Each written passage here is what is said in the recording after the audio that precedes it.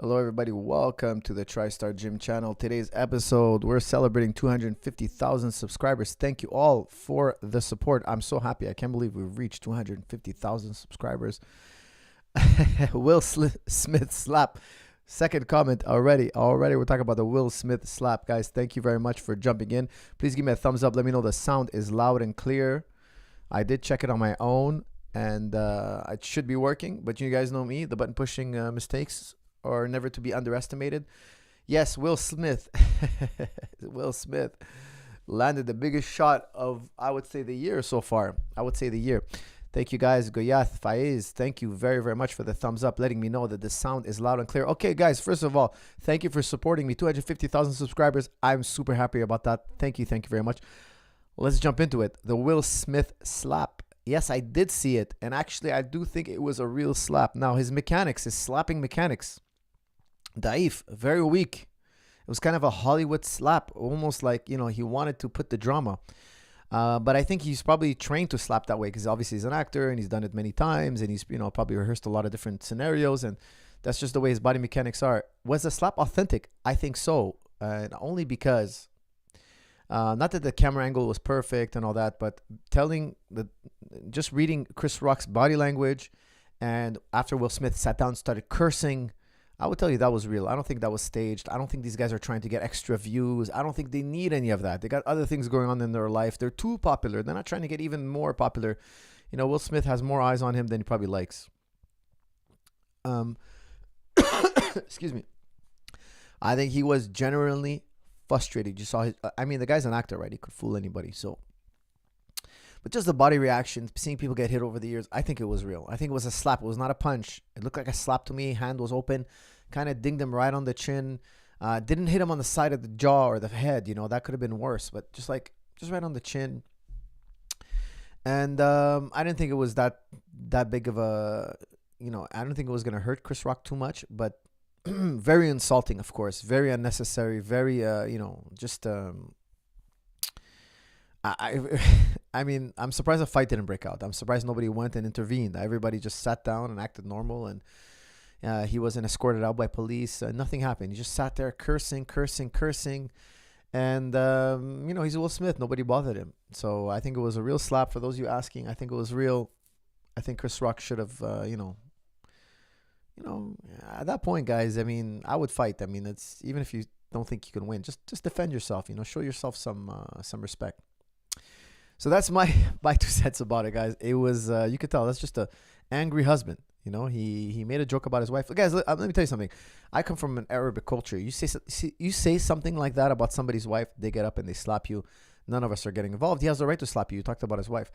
However, in Hollywood culture, in Californian culture, wherever that was, a Western culture, in America, you're sitting front row. You're going to get roasted. If I was in that situation, I would have not got up and hit the host. No, I would not have. Absolutely not. Okay, so a lot of people are going to be telling me, Coach, he deserved it. Coach, he was out of hand. Look, in an everyday context, a guy says that about your wife and you get up and slap him, I'm not going to judge you for it. I think, you're well within your right. However, in the context that they were in, sitting front row, the comedian's job is to roast you. I've been at comedy acts and they've roasted me and I let it go. Why? Because it's comedy. That's what you came here for. You're sitting in the front row. Now, if you're sitting in a cafe and some guy's not minding his business and he walks up to you and starts insulting your wife, now you get up and you slap him. You're not going to get anything. I won't say a word. If that happens, I've been in that scenario. I've seen a guy get disrespected, gets up, slaps the guy. It's not my business. You disrespected him. The guy has a right to intervene with the. But in the context that Will Smith was in, absolutely wrong, totally wrong, makes no sense. The guy was cracking jokes on everybody in the crowd. He is, and I understand Will Smith's wife. She has a hair issue. I think that might have been below the belt, but that's something you talk to him after and you say, look, you know what? It's a sensitive issue for us. We would have liked to, and I'm sure you would get an apology and people would be sympathetic to that. But to get up and slap the guy, eesh, that's just Will Smith losing control. That's just Will Smith so angry. Okay, I didn't know, but I heard comments that his wife was sleeping around with another guy. They were on I don't know what, they were on a break or whatever you call it, and she slept with some other guy, and supposedly without permission. I don't know. I'm not to do these things, but on Twitter, the feeds were blasting. Now that's just an angry husband. That's just a really angry husband. And now I'm pretty confident that Will Smith probably cheats on his wife more than she cheated on him, probably by a factor of 100. Okay. Now, yeah, a woman's gonna get angry with you. A woman's gonna get upset, and she probably, throughout history, this is such an age-old tale. I mean, Napoleon Bonaparte, they say he made errors on the battlefield because he was thinking about his wife, Josephine, what she was doing. She was caught in adultery while he's out on the battlefield. Well, he had many mistresses himself, especially after he caught her. Very typical behavior. Marcus Aurelius, same thing. He's out on campaign. They think he's dead. Right away, his wife takes another man. Like, it's such a brutal world. The top men, super successful men, often brought down by a woman. Often. And that's something when we're on the mats, John Denhart used to warn us about all the time. Be careful. You guys are young in your careers. Don't let some woman sidetrack you. Very often we had lectures like this. And I often find myself lecturing my students because, again, I've seen so many of my students get sidelined, have my students sidelined because of women trouble. Okay. All right, guys, I got a bunch of super chats. Let's jump into it. Let me see what we got here. Glad to have you back. That's from Emmanuel. Thank you very much. 220xvision.com. Thank you very much. Philosophy questions will come soon. That's from Dre Foreman. Dr. Dre, thank you for jumping in as usual. That's going to be in, after the 35-minute mark, let's say.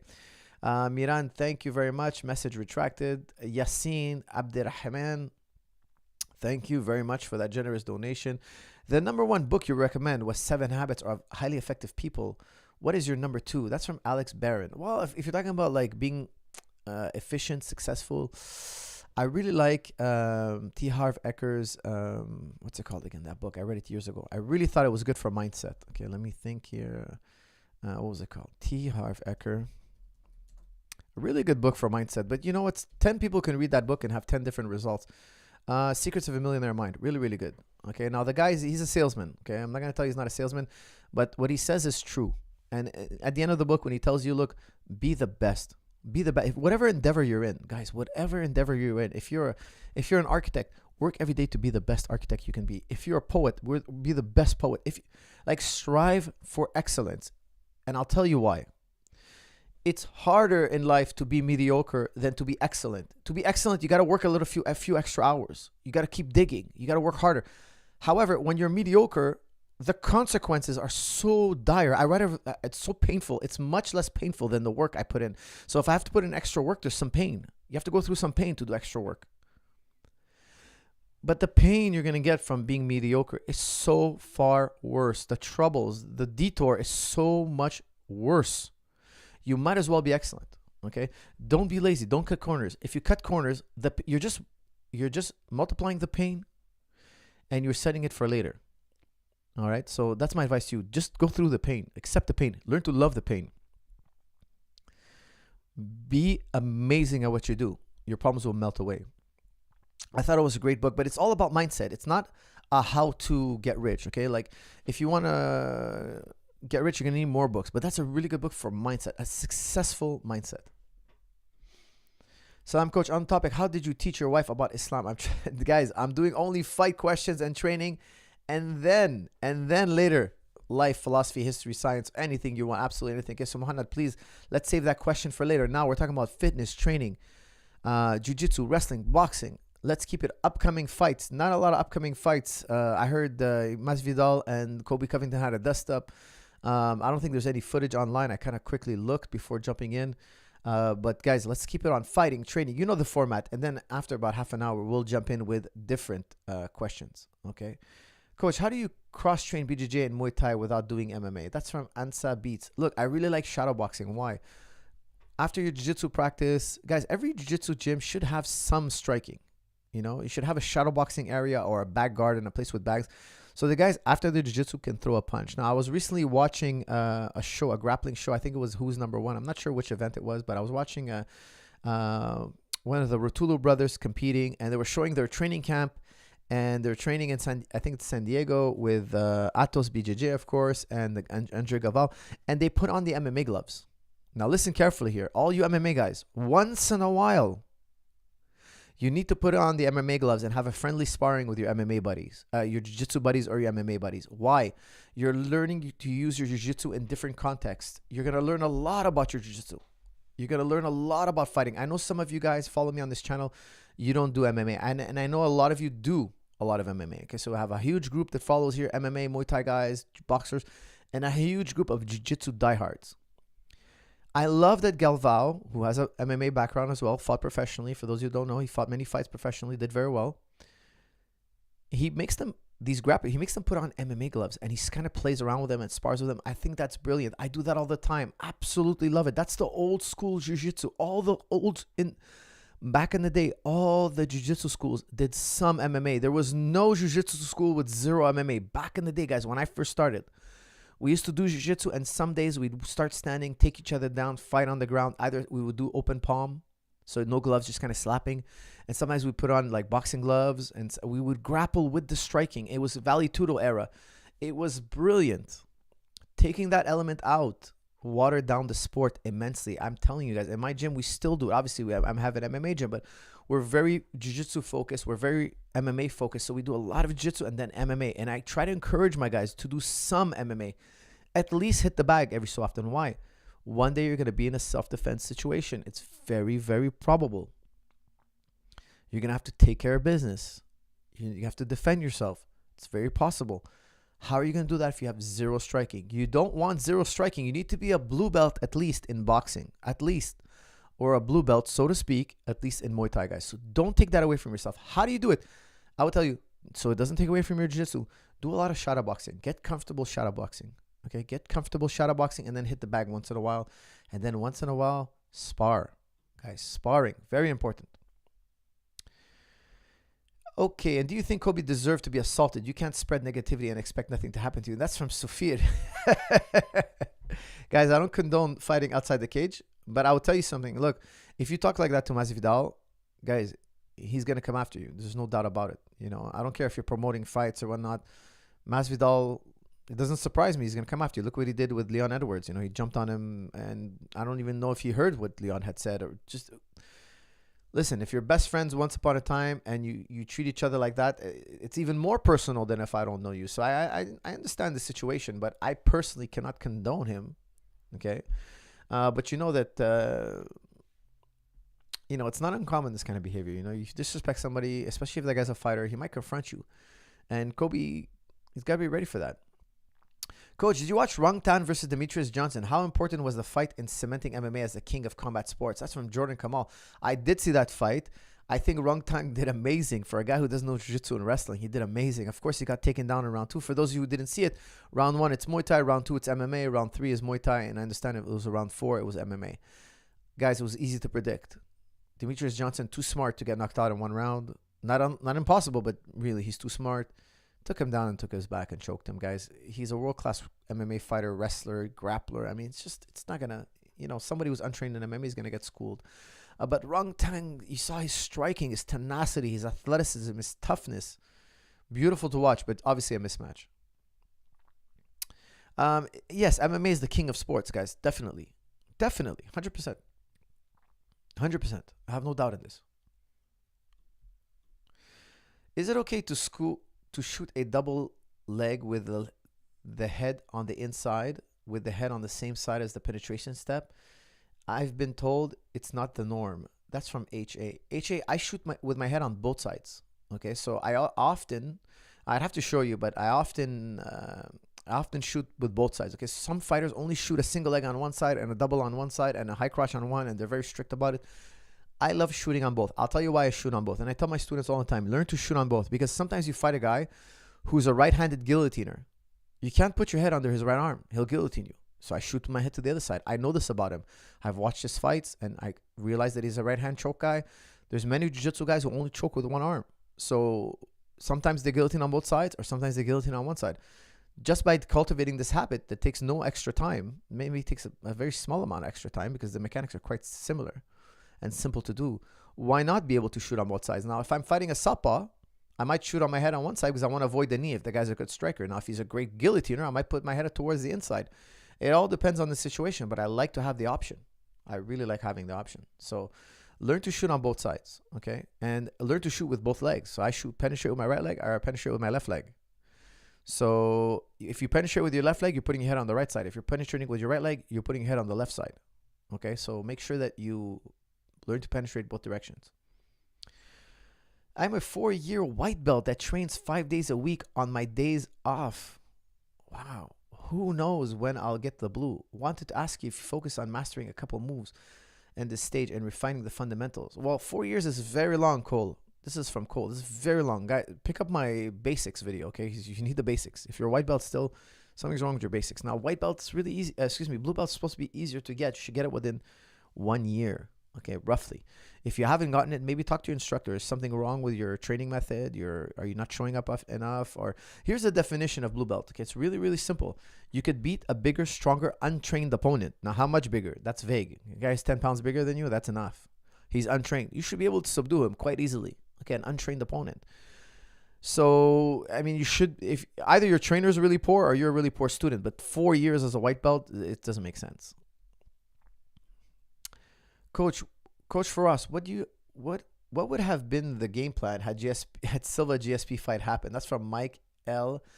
You know what? Lots of counter striking. Don't punch Anderson Silva first.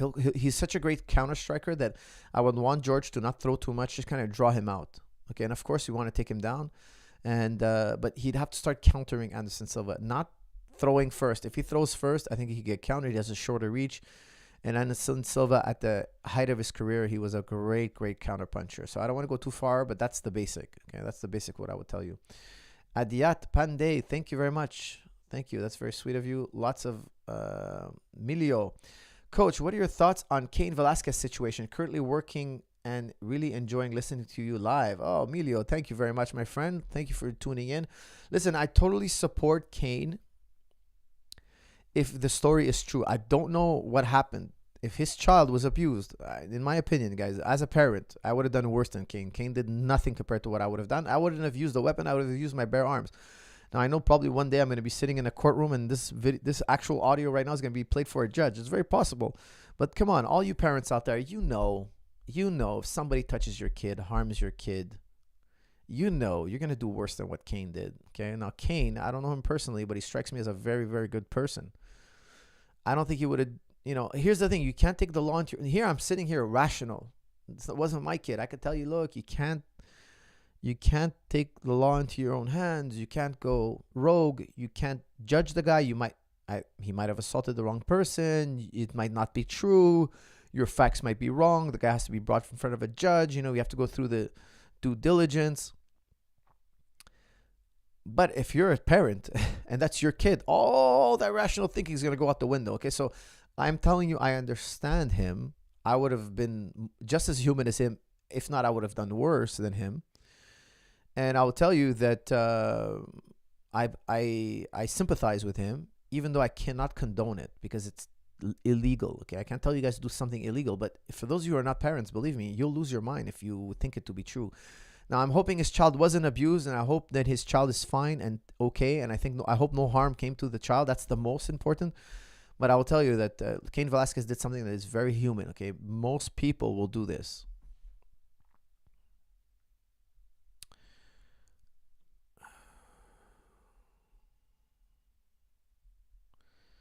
All right, here. I'm a 4-year white belt. Okay, we got that one.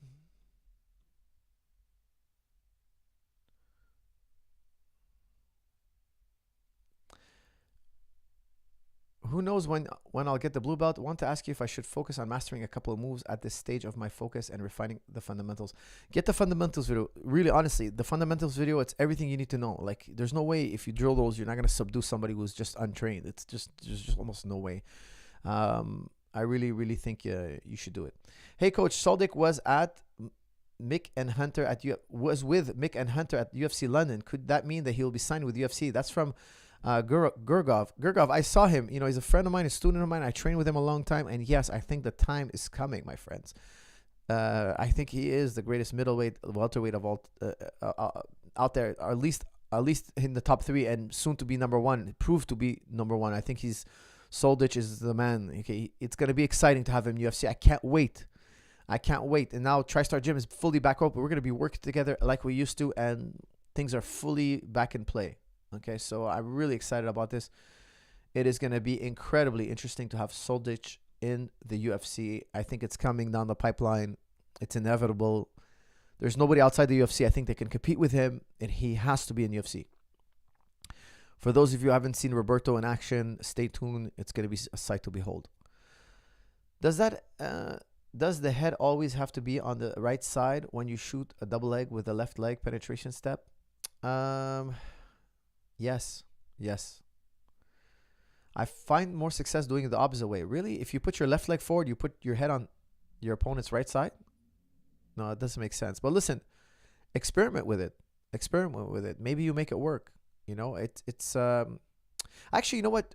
I'm thinking about it. If my opponent is standing his left leg forward and I'm standing with my left leg forward, I can shoot with my head on the left side. Absolutely. Yes, you're right. Yes. That's an inside head double. I'm sorry. I was thinking of shooting on a. No. You're absolutely correct. You can do it both sides. Yes, absolutely. Okay, it's not as common, but yes, absolutely. I'm thinking about it now. Because if I was on the mat now shooting, I'll tell you. Yeah, I just played it in my head. Yes, you can do it that way. Yes, it's not as conventional, but it's definitely doable. John Nell, Coach, how often do you run with and which format? What about bodyweight training, normal or explosive?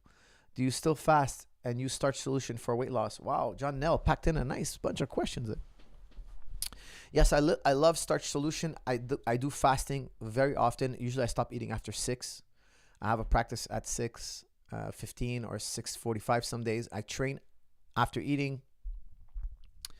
So I eat this morning. I eat at lunch. I'll have a little something before going to practice. Nothing too hard to digest. You can see I'm still digesting now. I'm drinking my coffee.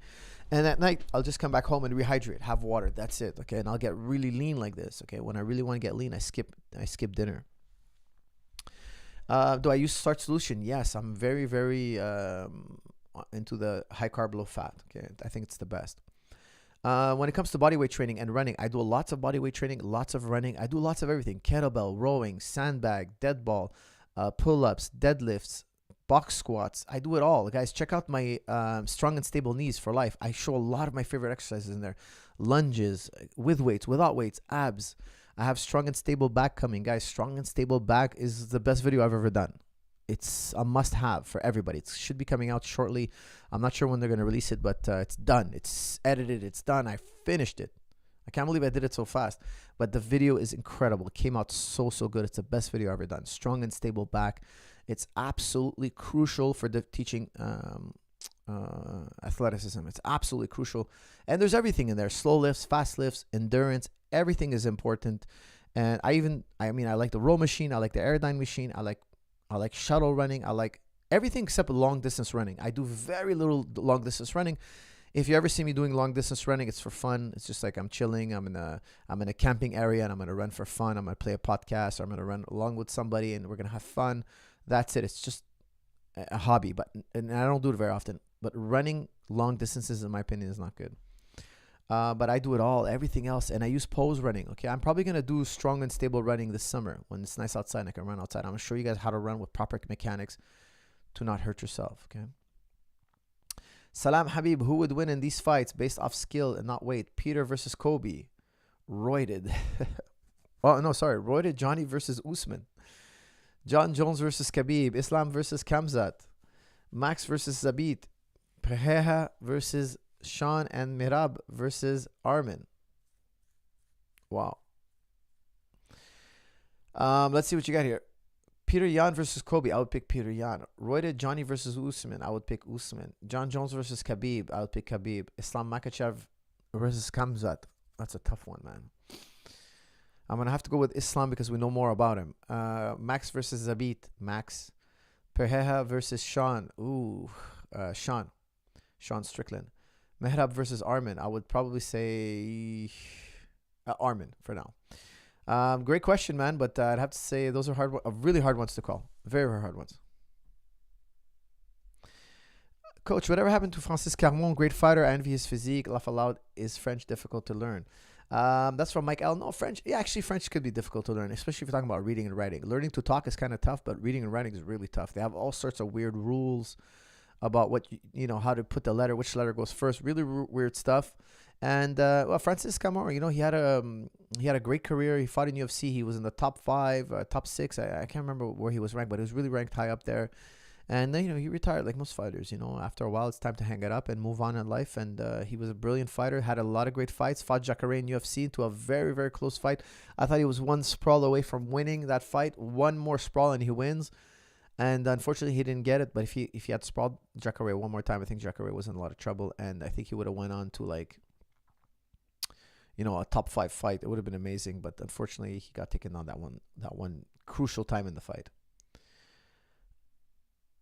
Do you use imaginations to drill technique? That's from L. I think you mean, do you use visualization? Yes, I use a lot of visualization. Okay, definitely. I think it's amazing. It's very, very good. Not a substitute for physical practice. Physical practice is more important. However, you can't train 24 hours a day, but you got the mind theater with you all day long. So when I'm traveling or whatnot, I like to think a lot about technique. I'm thinking about fighting techniques all day long. Coach, have you ever dealt with depression? If so, how do you deal with it? Much love. That's from Zico. Well, I wouldn't say depression. I think depression is a strong word, but we all go through difficult times, especially COVID. COVID was a very difficult time for me. They kept closing down my gym. They kept raiding me. They kept bothering me. They kept closing down every type of way I can take care of my family. They would shut me down. It was a very, very difficult time. And the people would, I shouldn't have said that word, guys. I got fined. I got this channel suspended. I got fines in the mail. I got to be really careful what I say now. I almost probably broke a rule here. I got to be really, really careful what I say. But let's just say it was a difficult time because the country's so divided. People are for it. People are not for it. So passionate about their position. And, I would love to reach some kind of compromise. But it was a very difficult time. Very, very difficult time. I realized how much I love my gym, how much I love training, how much I love showing up to the gym every day. It's just such a big part of my life. And having that interrupted, being stuck at home, I can't live, guys. I'm not the type of guy who sits on the couch and watches sitcoms. I like to do that a little bit, but that's not my life. I like to study, train, and then family. Study, train, family. Study, train. This is what I like. This is what I enjoy. I don't do it because I have to. I do it because I enjoy it. I immerse myself in these things. So it was a very difficult time. But when I say depression, no, I wouldn't say depression. I would say hard times. But hard times, guys, you got to ask yourself, how are you going to turn this negative into a positive? You gotta the self-talk, what's going on in between your ears, it always has to be, we're going to find a way and things are going to be better. This is going to be, something good is going to come out of this. And that's the mindset you got to have. But it doesn't mean you should accept it. Doesn't mean you shouldn't fight. Doesn't mean you shouldn't go and do other things. Like you shouldn't pivot. You should pivot. You have an obstacle. Don't just wait for it to disappear. Get around it. Cut it in half. Blow it up if you have to. Disintegrate it, figure out a way, or use it to climb up even higher. So, look, I've created a digital program. Now I have TriStar Digital coming down the pipeline. I don't want to talk about it too much because I'm getting a lot of emails already and it's not ready yet. These button pusher guys, they pushed it back a couple more weeks. I understand them. They're going through testing. They want to make sure that everything is professional. I got it. But the content is built. The site is built. I can't wait to release it. We're going to have gyms all over the world. It's going to be the best training website ever. There's no training website that's going to come near it. There's going to be striking, wrestling, jiu-jitsu. And that all came because of COVID. Before COVID, I was too busy to do such a thing. JujiClub.com was an afterthought. Now, look, I've released so many videos on Juji Club. And I'm getting so many responses from all over the world. It's such a good thing. But above all that, I got to spend a lot of time with my daughter. There was a time where I was home and I was spending a lot of time with my daughter. And that was something very, very special for me as a father that, there was a lot of good. There was a lot of good in what happened. But now, the great thing is we're back. We're back. The gym is open. Nobody's talking about the thing I'm not allowed to talk about. Honestly, where I'm not, nobody's talking about it whatsoever. I went into a store. I wasn't wearing a mask. Nobody asked me about it. They treated me normal, and I was the only one not wearing and nobody cared. Nobody bothered me. Nobody said anything. It's kind of like whatever. And I have this newfound appreciation for my gym, the experience of going to, like, living the life I live. I absolutely appreciate it even more than before. So there is a lot of good things that came about from this experience. For us, do you think reading books is important in life? Can you gain knowledge from books that you don't find anywhere else? Look, if you don't read in life, it's a type of poverty. Okay, do audiobooks or read, whatever it is. But absolutely, guys, expose yourself to books. If you don't, There's no way you're going to read 100 books in your life and say, oh, I was better off before reading those 100 books. I think everybody in the world should have read 100 books. Now, I read a lot of books, okay? I read at least 50 books a year. So I'm far beyond the 100 mark. But if you read 100 books, you wouldn't look back and say, you know what, I wasted my time reading those 100 books. There's no way you're going to change as a person. You're going to change as a person. You're going to learn. It's like kind of being half asleep and somebody wakes you up and you're like, wait a second. I was sleeping before. I was in a totally different state. It's so important. Enlighten yourself, guys. There's so much out there. Absolutely expand your mind. Can you gain knowledge from books that you won't find anywhere else? Absolutely. Look, there are many books that are unpopular, but doesn't mean they're not amazing. Now, here's the other thing. There's a lot of bad books out there. That's why I like to sometimes buy a summary, look at it over, and then decide if I want to read it. Because sometimes reading a book takes too long and you find out that the book didn't have much. It's kind of like a lot of fluff. That's what I dislike. Okay, when I read a book and it sucked and I spent so much time trying to figure out if the book was good or not. So I'm more of I open the book, I look through different kind of ideas and I ask myself, do I want to go deeper into this book? So I do a lot of preview of a book, either via summary or when I have the book physically, I skim through it. I look at the ideas. I read the first few sentences of several chapters and I decide, does this guy have anything intriguing? If so, I read. If not, I throw it out. Or I go by recommendation. Somebody that I respect, who I know has a good taste, will recommend me a book. What else we got here? Hey, coach, while throwing a double leg, I heard a pop sound from my right shoulder. What should I do? Adiata. You should go see, should check out Supple Leopard, of course. Check out the book, Becoming a Supple Leopard by Kelly Starrett. He's got a lot of great solutions, but I can't go too deep into that because it's kind of a tangent. My younger, stronger partner injured me a lot. How do I protect myself from going forward but still make progress? Purple belt, by the way. That's from Jayu Yaris. Well, look, talk to your partner. Tell him, look, I love to roll with you, man, but last time I got injured. There's nothing unreasonable about that. Let's flow a little bit. And if I'm going too hard, just let me know. Guys, communication. Learn to communicate with others. Remember the 7 habits. If something's going wrong, look at the 7 habits. What is the 7 habits? One of them is seek to listen, seek to hear and listen, and then be heard. Seek to listen first and then be heard. Talk to your partner. Hey, man, when we rolled, do you think I'm going too rough? No, I think you're good. Okay, well, I'll tell you something. Last time we rolled, I hurt my shoulder. I really want to be careful this time. I love to roll with you, but I'm getting beat up here. Just be honest. And slowly, as you get better rounds, you tell your partner, look, I'm trying to pick up my game so I can give you better rolls, but just give me some time. I'm going to get better and then I'll give you better rolls. Always think win-win. That's also part of 7 habits. I'm doing this. It's going to help you. You're going to benefit from it. Give me time to get my level up. And because you got to believe that you can get your level up, and you will get your level up.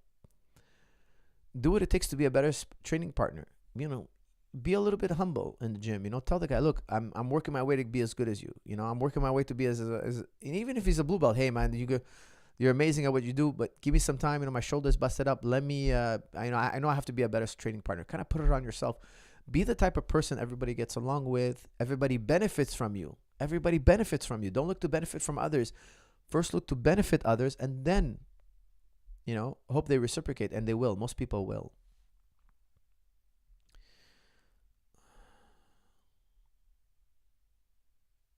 Coach, what do you recommend to strengthen ankles and rebuild the arch in your foot, really hindering my training?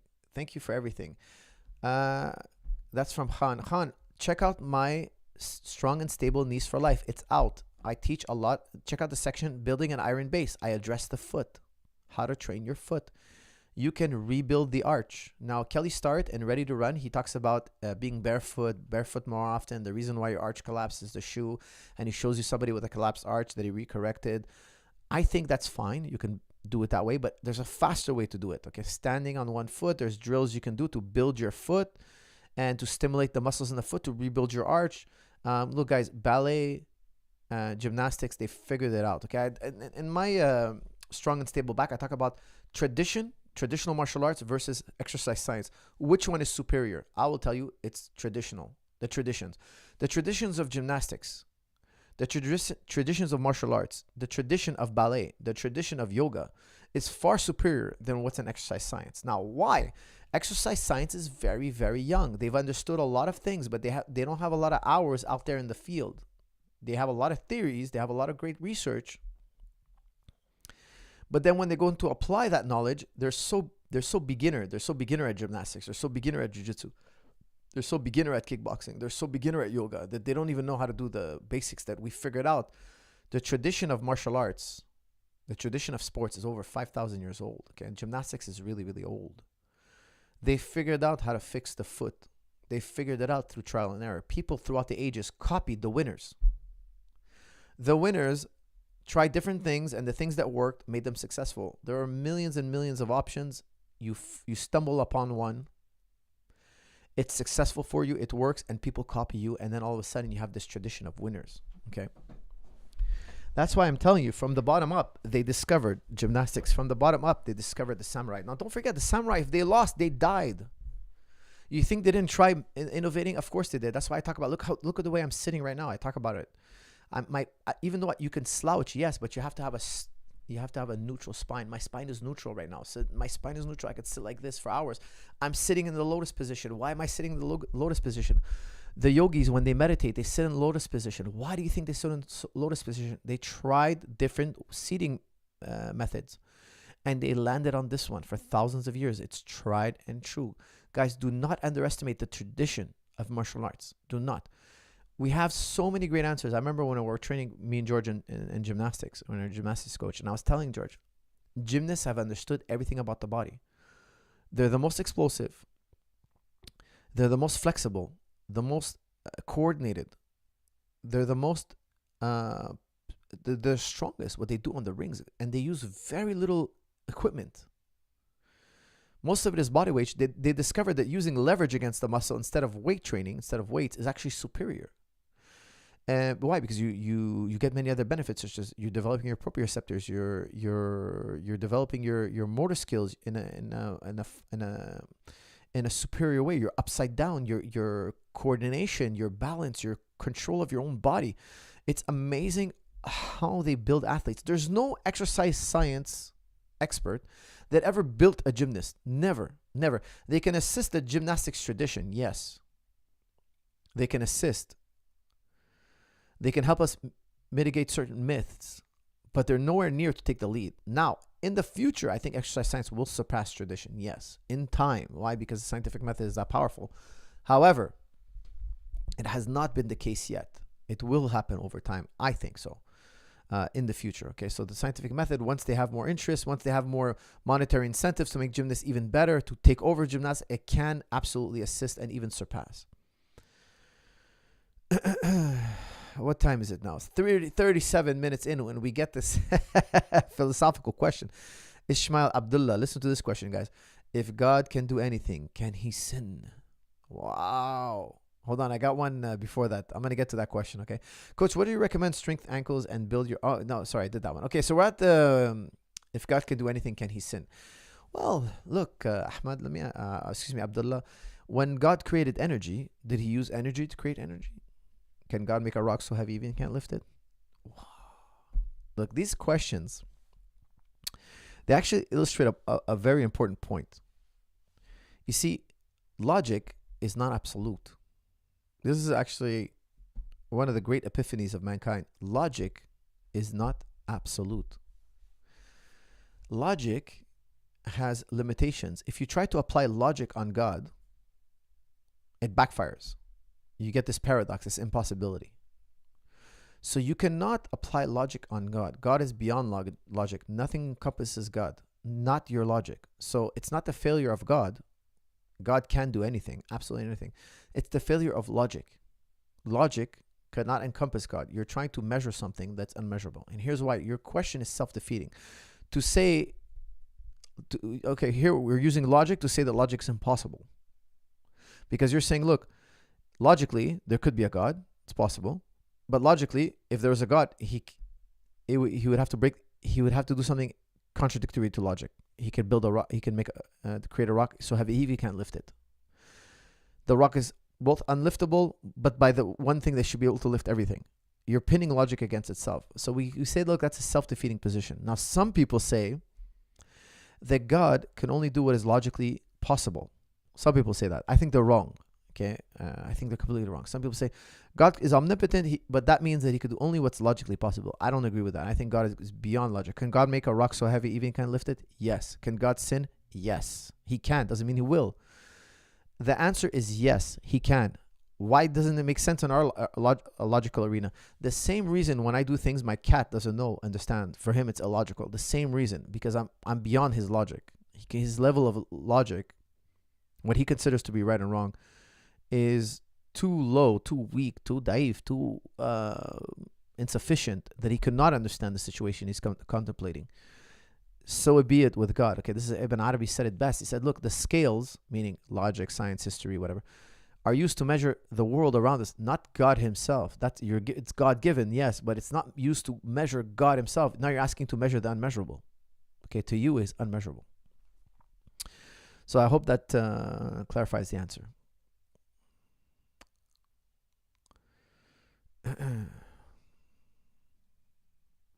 Coach Fraz, do your parents approve of you marrying a non-Lebanese woman? That's from ROD. Guys, yes, my mom approves of me not marrying. My mother likes my wife more than me. I remember once upon a time, I had a friend in the family, and he was married. He married a non-Lebanese, okay? And he was having trouble with his wife, going through a divorce, messy divorce. And I was telling my mom, you gotta know. I call my wife the foreigner in the family. When I refer to my wife, amongst the family, because we're all Lebanese, we're all Arabs, I refer to my wife as the ajnabiyya, the foreigner. So when I'm the foreigner in her country. I'm living in Quebec. She's Quebecoise. I'm a foreigner here. My family are foreign. But when she's with us, we flip the table. I flip the tables on her. We're eating Arabic food. We're all speaking Arabic. And I will call her. I'll talk to my Arabic family about her as if she wasn't in the room. Obviously, I'm teasing her, bugging her, poking fun at her.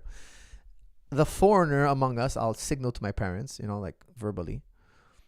And it's a kind of a running gag. I've been doing it since I've been married. So to me, when my wife's among us, she's the foreigner. And I'm not the foreigner. She's the foreigner. So it's like a funny little thing. So I'm telling my mom, I was like, Mom, you got to learn how to handle these foreign women. And jokingly, of course, always jokingly, I grabbed my wife and I was kind of like manipulating her and kind of like tying her up and like grabbing her and like kind of jokingly roughhousing her a bit, roughing her up a bit, just having fun with my wife. And my mom, loving my wife, is like, let her go. And she starts punching me. Now I'm trying to get my mom to punch my wife as I'm moving my wife. And my mom's like being very careful and she's hitting me. I'm like, Mom, be careful. You're missing and you're hitting your favorite son. And she's like, I'm not trying to hit her. I'm trying to hit you. Let her go. Let her go. And she's trying to rescue my wife. Now, obviously, it's funny. I'm just teasing them now. They're both getting pissed off at me. Both very angry. They're both trying to defend one another. And I'm just sitting back laughing. But just to say that I honestly think my parents like my wife better than they like me. They spend more time together and they're always talking. Anything I say, I get criticism from my parents and then from my wife. And then they kind of team up on me and they critique me. And if I don't, I'm very nice to my wife, but if I do something that's not very nice to my wife, they're all going to jump on me and pile on. So I think my parents do absolutely accept her, and even more than they would accept me. So I think it's a different time, maybe 20 years ago, 30 years ago, people really like to marry within their own race and whatnot, but that's really gone, especially in Quebec. We're such a wide mix of people that it's very accepted, much more accepted than it was 20 years ago.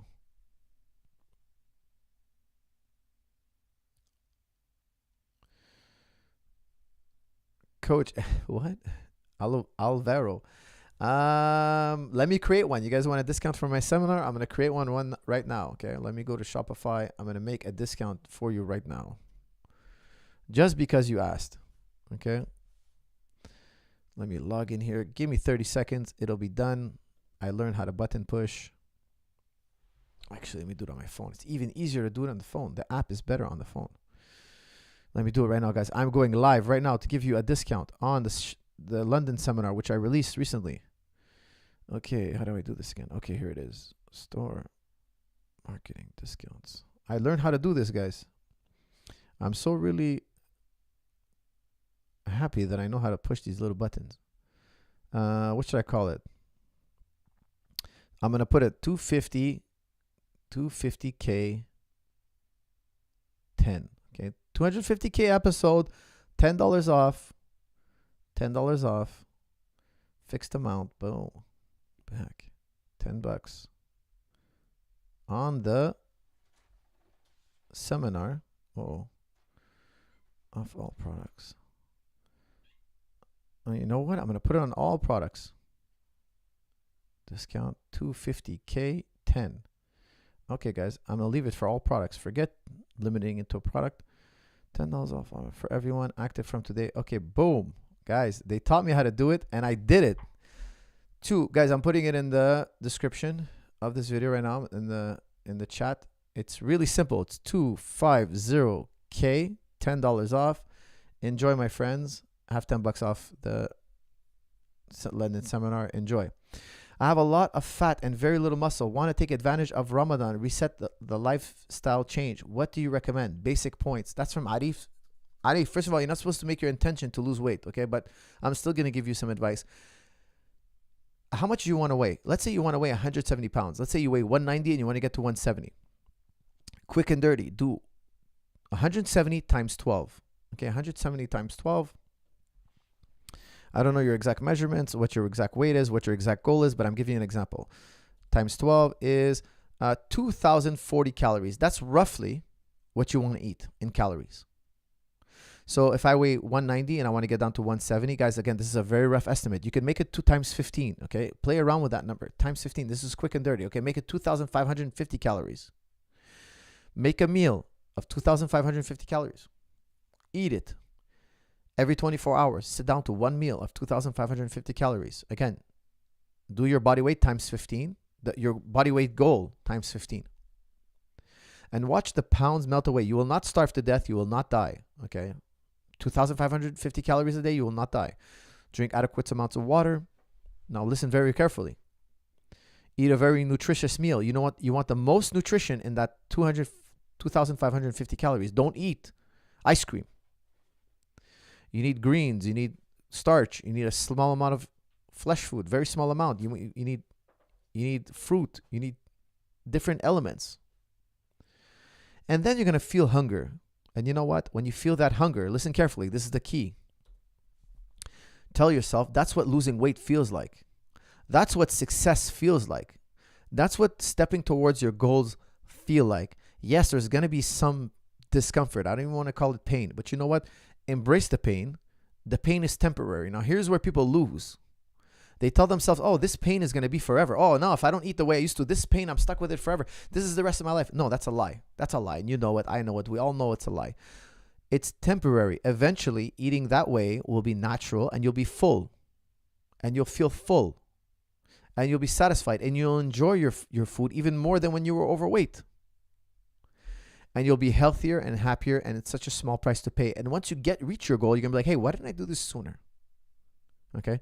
So when you do eat 2,500 calories, you're going to be mind games. The mind games are going to arise. The brain is going to start telling, hey, man, that's not enough food. No, it's more than enough food. That's what losing weight feels like. This is what success feels like. I love the pain. I enjoy the pain. I'm going through temporary pain. And then what's after that temporary pain? There are my goals. Okay. So listen to that again if you have to, but this is the strategy I would like to offer you. There are many strategies. Okay, but this is one I'm offering you. Coach, what made you land in Islam? I feel God and the Spirit has spoken to me through many religions and belief systems. How do you choose Islam? That's from Kunman. Kunman, you know what? Look, that's a really complicated question, but I'll tell you something. Look, Islam, why I chose Islam is because Islam reverts you back to your natural religion. And there's so much negative information about Islam, especially after 9/11. Okay, but you have to understand, Islam and the West kind of compete in one sense. Now, don't forget, Islam is very pro-West. It's such a myth that Islam's anti-West. It's such a myth. Okay, but here's the thing: Muslims don't pay interest. Okay, and the West is really based on interest. But that's even secondary. Really, it's about oil and politics and. Islam and Christianity competed once upon a time. They don't compete anymore now. You know, it's much more civil between the two, and it was civil for a very long time. It's just they had a bloody war called the Crusades. Okay, a very, very bloody war. Probably the bloodiest war in history, and it was a very sticky situation. But early on in Islam and Christianity, they got along very well. Then we had this long bloody war. Okay. And now, again, there's more friction, but it's a lot less than what it used to be. So listen, that's a really inadequate description of Christianity and Islam's history. Okay, so please forgive me for that. It's just like I'm putting it in a nutshell. That's not the topic. Okay, the point is there were times we got along, times we got along a lot less. But why choose Islam?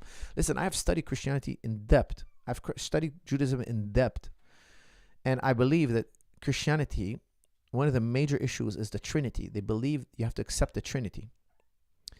Now, the Trinity, in my opinion, is a synthesis. It's a step back. Forgive me, guys. I bought my daughter a cat recently, and he's here purring and yelling and meowing. And the major issue with the Trinity is it's a step towards.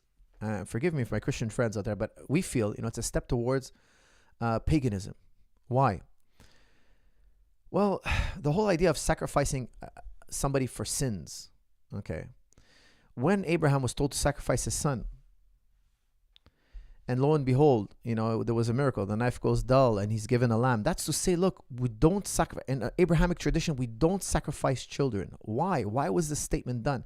There are many reasons, but one very important reason was because the pagans were sacrificing their children. The pagans, if they wanted crops or whatnot, they would take somebody who was very valuable and sacrifice them. That's why Christianity is saying, look, the best person, the sweetest person, the kindest person, the guy who never sinned, we're sacrificing him. But we're telling you that comes from the pagan religion. Those days are gone. The Torah was telling us, look, you don't have to sacrifice. You have to ask for forgiveness, and God, via mercy, will forgive you. So it was a huge breakaway from paganism. Judaism was like a revolutionary idea, one God. Okay, one God, breaking away from paganism. You're not sacrificing people or human beings or good people. They would sacrifice virgins, babies. The pagans would sacrifice babies. Why? Because the baby is the most pure. He didn't sin. He didn't do anything. He's so lovable. We're going to sacrifice him. You're going to give the best to your deities. Now, Christianity comes along and says, Judaism comes along and says, look, we're never doing that again. It's such a central story not to do that. Do not take your firstborn. Do not take the most precious and sacrifice them. And when you sacrifice an animal, a lamb or whatnot, it's for unintentional sins. It's such a different paradigm. It was such a different paradigm. And then Christianity came back and said, look, no, this guy died for our sins. And why do we say that it's a return to paganism? Well, the Greeks wrote the Bible, the New Testament. And to popularize it, we believe that they kind of compromised with the Romans, because the Romans took over Christianity. They became very Christian. And they said, look, you guys are kind of like taking Abrahamic religion and paganism, and you're putting these elements back together. And this is a very complicated topic.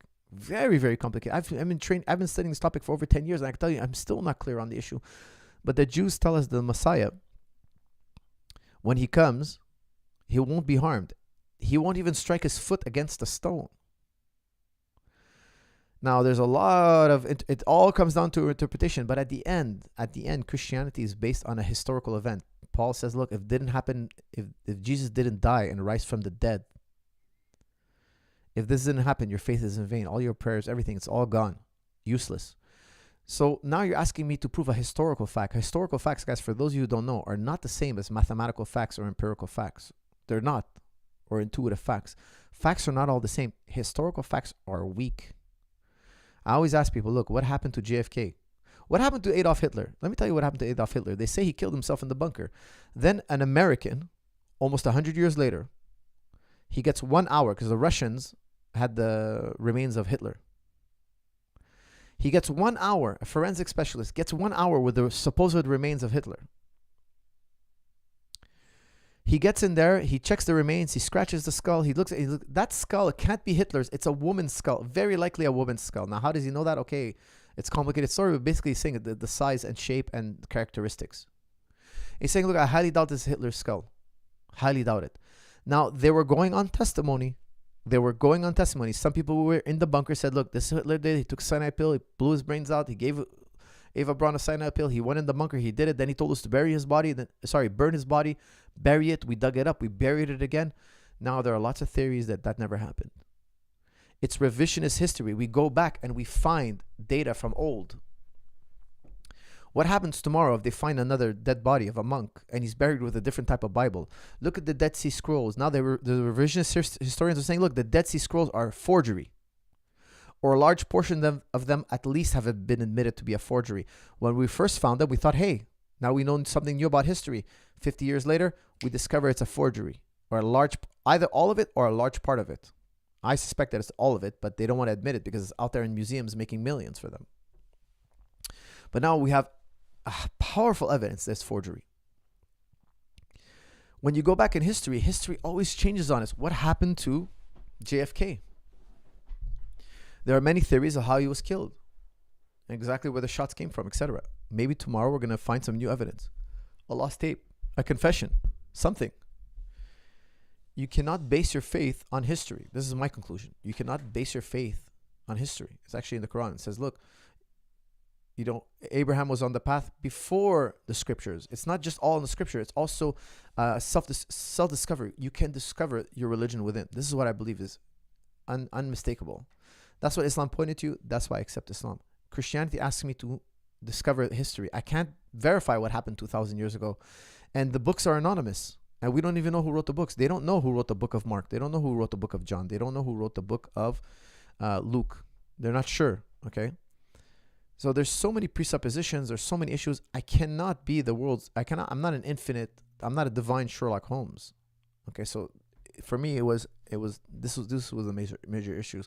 Because if I did find it to be true, I would say it openly.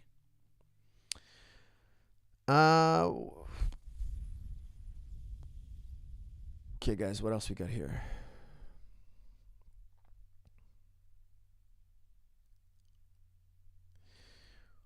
I missed a lot of them. How would Prime Hickson Gracie do in ADC today with light years ahead of invisible BJJ he had? Verum, that's really tough. I never got to roll with Hickson. I got to roll with so many of the Gracies, but never Hickson. I've heard so much about him from legitimate black belts that roll with him and said, look, he killed us. He's the best. There's nothing we can do. The guy beat the hell out of us. And I was like, wow, really? Yes. And you get many testimonies like that. So, and guys who are very credible that I trust, okay, guys who are world champion that went and roll with him and said, look, the guy killed us. I believe it. I'm not even a little bit skeptical. I think he's really that good. But how would he do today? Hard to say, man. Hard to say. But honestly, I think he would surprise us.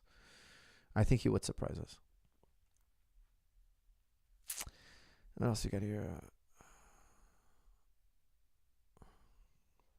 Salam coach. Soon I train at 6 and break my fast at 7:30, but I don't finish training till 10 days. Till 10 most days. How do I deal with this? Thank you. Okay, so you train at 6 and break your fast at 7:30. I would just do liquids. Get waxy maize. Waxy maize is a type of starch. It's the kind of energy you need. Waxy maize is very easy to digest. You drink it, swish it in your mouth, let it be sweet so it breaks down in your mouth. When it's sweet, swallow. Okay?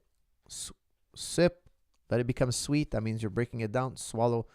Train. That's what I plan on doing myself, okay, during Ramadan. I'm going to do a lot of liquids, then go home and eat a meal, okay, because I'm also going to be breaking my fast in the gym.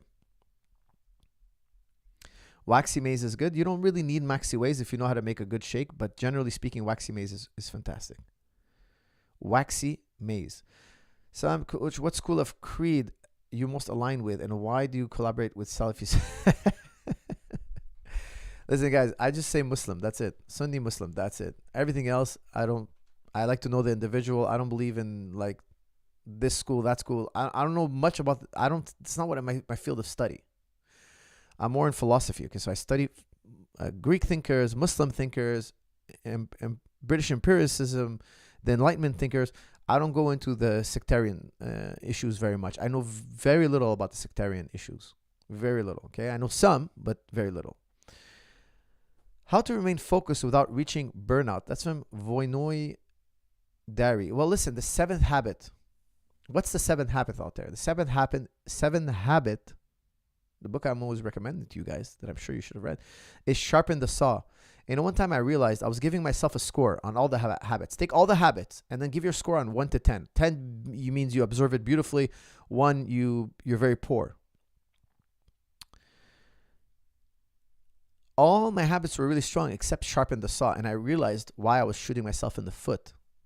Because sharpen the saw is very important, but we think it's not. It's actually really important. If you don't rest, if you don't give your body adequate rest, you kill your creativity. You kill your motivation. And those things are massively important for problem solving and success. Being motivated and being creative is massively important. So I started to learn to kind of give myself 1 day a week off, because I used to work 7 days a week and it was bad. I was less productive. Okay. Very less productive. Now, why does he call it sharpen the saw? He tells a story about a guy who's trying to saw through a tree, but the blade is dull. And he's working 10 times harder to saw one tree than a guy who takes 1 hour to saw the blade. And then he saws the blade, he saws the tree down in another hour. Whereas the other guy's sawing for 4 hours because the blade is dull. When you rest and recover, you sharpen your saw. It's really true. It's really wise. Hard to do because emotionally we think when we're moving, we're making progress. You have to rest, relax, refresh. Sometimes you need to take time off. I've had my biggest epiphanies sometimes when I took time off. It is huge, guys. I regret not sharpening the saw. I wasted a lot of time. Here we go. Mr. Dre. Dr. Dre is in the house. We're 1 hour in, guys. I'm going to have to... I still got a few minutes. Here we go. If you agree with Kant about the wall between us and the world out there, which I don't, by the way, Dr. Dre, but if you're saying if, okay. What do you think it is that we're seeing? I dislike representation theory. That's from Dr. Dre. Well, you know, Dr. Dre, the wall, look, it's materialism. Listen carefully, okay? Materialists, what do materialists say? Materialists say, look, reality is H2O. Well, what's H2O? What you perceive as water, actually, that's just because of your senses. You're sensing it that way. But really what it is H2O. It's materialists that make up this world of Kant. This wall, this world that's outside of our senses. It's materialist philosophy. They say that there's a world out there made of material, elementary particles. We've never seen them. Heisenberg said it beautifully. Look, it's just information. And then in idealism, we also say, because there are different levels of idealism. Now, I tell you, in idealism, in my version of idealism, we don't even have the mind. The mind, like the material world, because you have 3 substance theories. 3, okay? One is that the world is all sticks and stones, matter and the void. Okay? Matter and the void. There's void and there's matter. Now, even the void is not really a void, but let's not go there right now. Okay? I know there's many caveats to it, but let's just keep it super simple so everybody can follow. There's just matter and the void, and you're built of matter, and you're moving around in this void. Then you have idealism, which is like, look, the world is just a dream. There's no matter. It's just more ideas. Like when you dream, there's no sticks and stones. There's no void. It's all mind. The whole thing is mind. And then you have dualism, which is a compromise between the two. Okay, where there's a physical body, but then there's this mind, this ghost, this soul, this thing inside. There's a blend of these two. And they all live in this one world. Now, in my version of idealism, I'm telling you, look, we've never seen materialism, but I also tell you there's no mind. And this is Ghazali's great epiphany. When we dilute the dunya away, the world away, and the mind away, what's left? There's just one thing left. What would you think that is?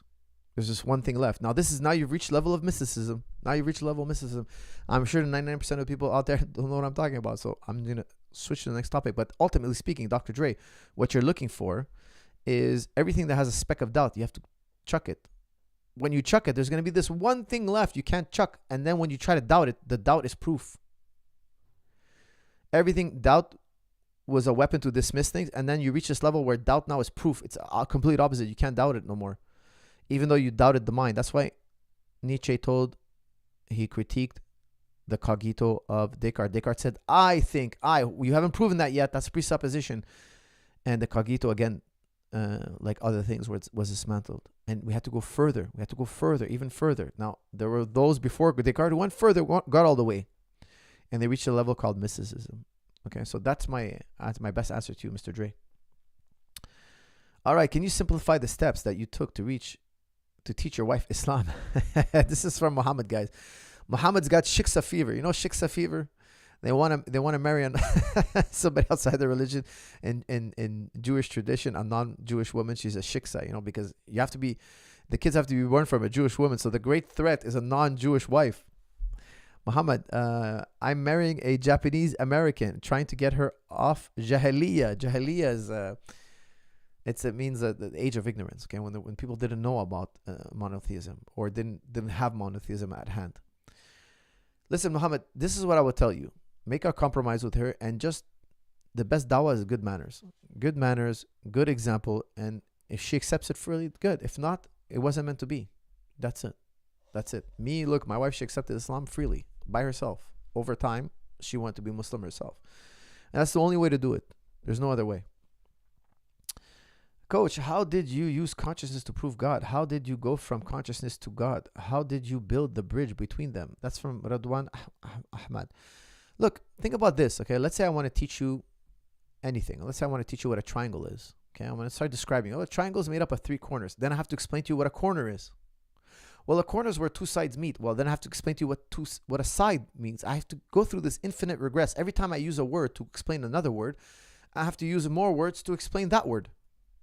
Do you understand the idea of infinite regress? In philosophy, we call this the problem of infinite regress. I have to use words, and each word is contingent. Each word needs an explanation. And so I use more words to explain those words that I want to explain to you. And the words I use to explain need the words, and so on and so forth. But if I tell you, look, here's a cup, and you look at it, and now you have experience of cup. It's your experience that's doing the explanation. I'm associating the word cup with your experience. I don't have to explain the word cup. I say, look, I tell you, look, it has a circular rim. What's a circular rim? I don't need to use more words. You're experiencing circular rim. So my answer to you is experience. Experience. Ultimately, you experience God. Then you know God exists. I don't need words to explain to you.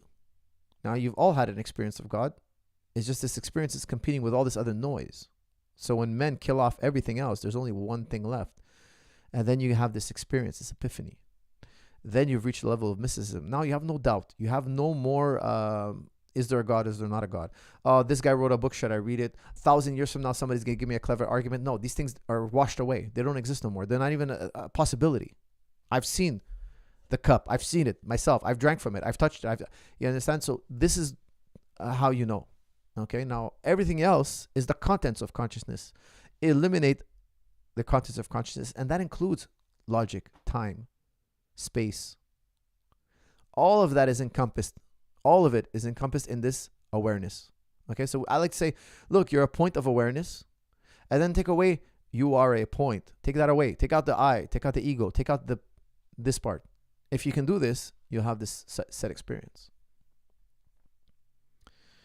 Okay, guys, what else do we have here? Words are a model. Models are metaphor. That's from Gutter Grow. Very true. Very true. I would agree with you here. All right, gentlemen, what are we in here? We're in an hour and 8 minutes. Hold on, let me just check here. Some messages rolling in. Pardonnez-moi.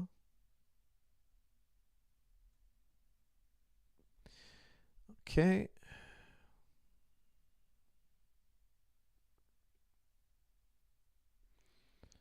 Okay, gentlemen, we are good. I have a few more minutes. Do you fear thermonuclear war in your lifetime? That's from Dre. Yes, actually I do. Our friends in Russia and Ukraine are starting up a party, I mean, unfortunate, very sad situation, but all these countries are coming around together, and I fear that the Eurasian connections and the Western world, they're so divided, they're so polarized that it's possible. It's not impossible. I hope not, obviously. And of course, Kim Jong-il, he's in the mix as well. And who knows what can happen. And then you have Iran, and things seem very unstable. There's a lot of tension in the world. Guys, I'm very anti-war. Just FYI, I'm very, very anti-war. Now, I fear that it's not going to have a quick and easy solution, but I'm very hopeful that it does. Bitcoin to 100K. That's from Romas. Now that's a topic I like. Yes, Bitcoin to 100K, guys. I'm believing. I'm telling guys. Let me tell you something that we're gonna have this discussion 10 years from now. I think in 5 to 10 years, Bitcoin's between $1 and $5 million. Each Bitcoin between $1 and $5 million. Quote me on this. Okay, in the next 5 to 10 years, each Bitcoin is going to be $1 to $5 million. Again, guys, do your own research. This is just my estimation. This is just my estimation. Let me tell you why, real quick. There was a time where people used gold. Why gold? Because you can't find more of it. We need to find something to trade amongst each other that we all value. Or else we have to barter. I want a cup of coffee. I got to find with the guy who sells coffee. What does he want? What do you want? You want milk? Well, I got to go I have to own a cow that gives milk, and then you'll give me coffee for milk. We have to barter. Like, I got to give you a jiu-jitsu lesson, then you're going to give me 10 coffees. Like, we have to barter goods and services. No. Let's find this medium of exchange where I'll give you a little bit of gold. You give me my coffee. And that little bit of gold, you can go to the baker and he'll give you bread. And the baker, he'll go to the skating rink and he'll give a little gold and he'll rent a skating rink. Whatever. We need this medium. Now, this guy, Satoshi Nakamoto, he did something so brilliant, so genius. He gave us a new way to exchange goods and services. A ledger that is so pristine, that it's outside of everybody's control, that uses a free market principles. We can't make more of it. We cannot tinker with it. It's outside of everybody's control. Listen to, mark my words. Excuse me. I'm about to say something very important for those of you who understand Bitcoin. You're in the Bitcoin world. The way they separated church and state, they're going to separate church and finance. And the countries that do are going to be very successful. The countries that do are going to be very successful, and it's going to be a matter of time before more and more countries are going to follow suit. The US already finds El Salvador to be a threat. Why? It's the new communism. It's the new communism. Now, not that communism is good. It's the same level of threat. Imagine people start adopting this. Imagine El Salvador successful. What's going to happen? More people are going to break away to the Bitcoin standard. Now, the universal dollar is the US dollar.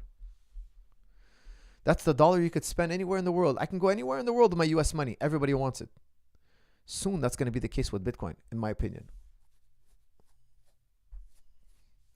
Coach, do you support separation of church and state? That's from Ali. No, not necessarily. I support elimination of corruption.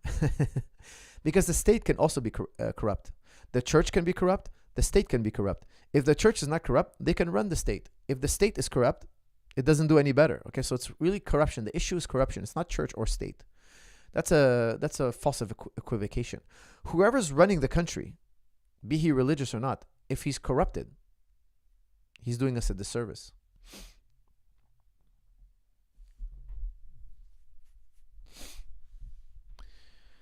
Khamzat versus Burns, coach. I'm going with Khamzat.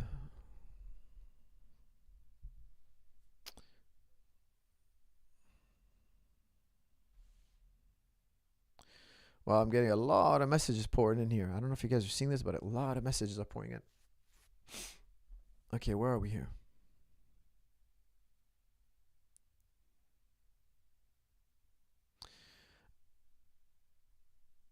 Ali, I meant, do you support intervention of religion and lawmaking? That's from Ali. Yes, I'll tell you why, Ali. It's very controversial. Yes, I understand. But all laws come from religion. There is no such thing as laws without religion. If there's no God, everything is permissible. Listen carefully. Put this in the bank. Put this in the bank. Or please, give this to your wisest people on the internet. Whoever your guru is, your PhDs. Tell them that Coach Zahabi says without God, everything is permissible. See if you get somebody who wants to refute me and invite me on a podcast. Let's have a civil discussion. I'm not a very I don't like to I'm not the type of guy who likes to say provocative things to get views or anything like that. Just have a civil discussion. You teach me how you have law without religion. It doesn't exist. Because after that, it's all aesthetics. It's all gun. You follow what I say via the gun. There's no right and wrong. There's just whoever has the biggest gun, who is the most powerful. Might is right now.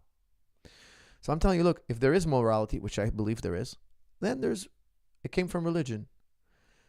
Don't lie, don't cheat, don't steal. This came from religion. There was never civilization before religion. There was religion, then civilization. Please prove me wrong. Somebody find me an ancient atheistic civilization. Doesn't exist. Religion, morality government all came from religion. This is a byproduct from religion. Now everybody's like, oh yeah, we're the government without religion. Guys, where do you think you got that from? Where do you think you got? Don't steal, don't lie, don't cheat, don't murder. Where do you think you got that from? If you go to the Supreme Court Justice, they have a statue of Muhammad alayhi salam, a statue of Moses alayhi salam. They're holding the Torah and the Quran. Like, where do you think they got their rules? Where do you think they got the rules? They got them from the Bible, the Quran, and of course ancient religions.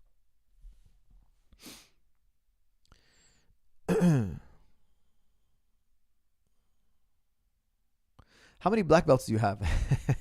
3 black belts. 1 in karate, 1 in kickboxing, 1 in jiu-jitsu, and I also have I forget the name of the rank, highest rank in Muay Thai.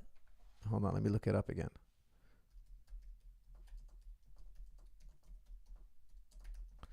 Forgive me, I forget the term, which I shouldn't forget the term.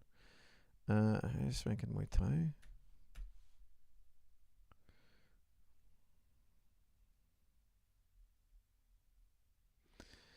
Like martial arts, there's no formal rankings. No, there is a term for it. I forget what it is, but because there's no belt or anything like that, but they have a term for like when you've reached like teaching level. And I was granted that by Peter Sison Fu, Muay Thai Master, aka Muay Thai Master. I'm forgetting the term, but forgive me for that. But I've been in martial arts for a very long time, so yes, I have 3 official black belts.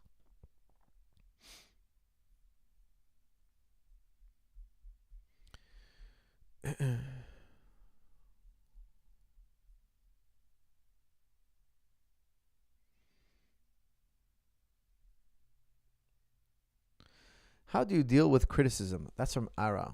Well, look, successful people all eat humble pie.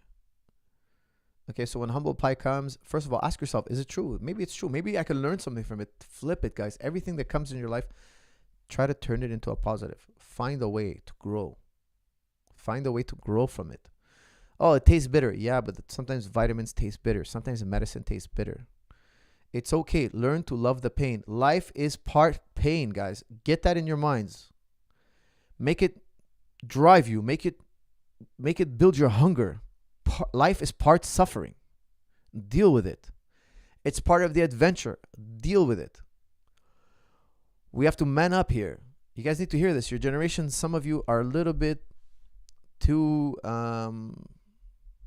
sensitive. And I say that with love and respect as an older brother. Okay, I'm not trying to insult you guys. I'm giving you guys some love here, some tough love. Your older brother's telling you, look, you have to toughen up. It's for your own good. It's okay. Let them critique me. I'll make adjustments. When I make the adjustments, let's see what they have to say now. It's okay. You're not perfect. I'm not perfect. It's fine. I get criticism all the time, especially from my wife, especially when you're married for a long time. First, your woman, she sees no wrong in you. Wow, you do no wrong. You come home and, anything, he dropped his bag here. He did, I see no wrong. He's such a sweet man. Now, today, it's like, hey, you know what? I would like it if you did this. They're like, what? A list of complaints? Really? But you know what? You got to tell yourself, yeah, that's a part of life now. I'm in a new chapter and I have to grow from it. And it's part of life. And it's a good thing if you embrace it and grow from it. Guys, everything that happens to you in life is an opportunity to grow. Everything. You think it's bitter? You can ask yourself, how am I going to grow from this? And if you have that kind of mindset, you're going to be successful. Any general advice on being more confident? That's from Nabil. Guys, I'm going to end it with this one. This is a great question. Confidence is competence. Increase your competence and then let confidence be a byproduct. Don't look in the mirror and give yourself a million affirmations and tell yourself you're really good. No, it's useless. That's useless. That's the mirage. That's the smoke and mirrors. Increase your competence in whatever field you want. Let's say you're unconfident to socialize. Read books on how to talk to people. Read books. Go practice. Join a jiu-jitsu club is a great example. You meet people. Practice what you learned in the book. Practice, practice, practice. Practice equals skill. Skill equals competence. Competence equals confidence. Skill, practice. Increase in skill will increase your competence Increased competence will increase confidence. That's true confidence. Everything else is a mirage. Guys, I got two new super chats. Guys, please, no more super chats. I'm not answering anymore. I'm going to do these two. And then I got to call it a day because it is time for my kids to get home. Hey, for us, I don't have any BJJ locale to me, but I have wrestling and judo very close by. Which one should I choose? I personally would prefer wrestling. I find it's more realistic, but ultimately I would do both if you can. Okay, so ultimately I would like wrestling because it works gi or no gi. You know, it's beautiful. It's a beautiful art. They have all the throws in judo, most of them anyway. And you'll get plenty of upper body throws and stuff like that. Except judo is more limited. They're not allowed to grab the legs, which I think is inherently a weakness. So I prefer, my personal preference is wrestling. Thanks, Coach. Member for 6 months. Yes, Gutter Growth was here. Thank you, sir. You're the best, man. Gutter Growth. Appreciate the support. Guys, I want to thank you all for tuning in. 250,000 subscribers. Couldn't have done it without you. Thank you very much, guys. My heart goes out to you. Thank you very, very much for tuning in. And I'll see you all in the next episode.